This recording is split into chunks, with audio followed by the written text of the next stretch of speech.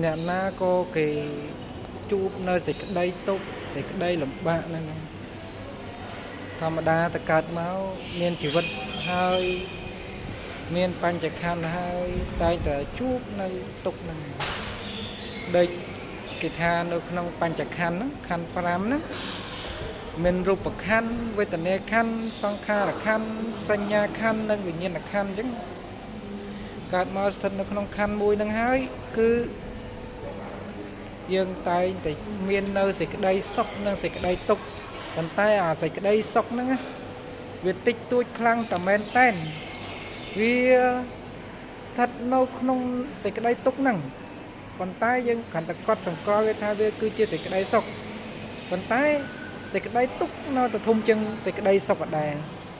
អញ្ចឹងពេលដែលយើងជួបនៅបញ្ហាឬក៏សេចក្តីទុក្ខលំបាកហ្នឹងគឺយើងត្រូវចេះអប់រំផ្លូវចិត្តយើងហើយជាពិសេសយើងកុំចោលនៅព្រះធម៌ព្រះធម៌គឺជាកម្លាំងចិត្តមួយដ៏អស្ចារ្យណាស់ដែលអាចធ្វើឲ្យមនុស្សយើងហ្នឹងមានសតិត្រឹមត្រូវរៀនរលឹកដឹងនៅអារម្មណ៍នៅសតិដែលយើងប៉ះពាល់មក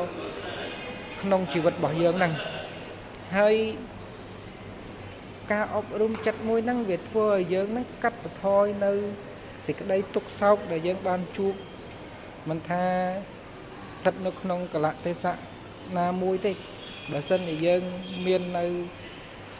ធម៌មាននៅបញ្ញាមាននៅសតិនៅក្នុងខ្លួនរបស់យើងវាក៏ជួយកាត់បន្ថយនៅសេចក្តីទុក្ខរបស់យើងដែរហើយមនុស្សម្នាក់កិច្ចមិនរួចមែន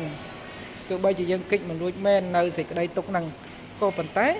យើងអាចកាត់បន្ថយវាបានហើយយើងត្រូវចេះមានការប្រុងប្រយ័ត្នទៅថ្ងៃមុខ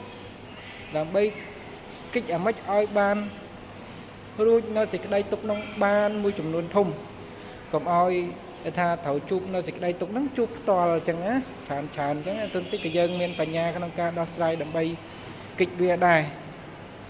ហើយផ្លូវនៃរំលត់ទុក្ខហ្នឹងនៅក្នុងព្រះពុទ្ធសាសនាយើងគឺការសន្សំបារមីរបស់យើងហ្នឹងមានទាំងសិលទានភាវនាបញ្ញាសមាធិអីផ្សេងដែលធ្វើឲ្យកើតនៅចិត្តមួយដែលគេហៅថាបរិបូរណ៍ដោយបញ្ញាមាននៅវិជ្ជាជិះវៀងនៅអវិជ្ជាអកុសលមូលធ្វើឲ្យជីវិតយើងគិតអ្វីដែលមិនត្រឹមត្រូវកើតឡើងនោះអញ្ចឹងយើងត្រូវសិក្សាពីព្រះធម៌បានច្រើនកាលណាយើងដឹងពីព្រះធម៌ច្រើនដឹងពីធម្មជាតិនៃចិត្ត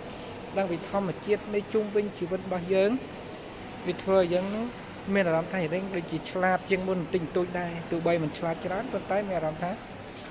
ដូចជាឆ្លាតជាងមុនបន្តិចបន្តួចដែរបាទមិនថាយើងនៅទីណាទេបើសិនជាយើងមានសតិមានបញ្ញាមានបានសំបុនច្រើនហើយយើងចាំតែមិនសូវចេះចាញ់ច្រាប់គេទេ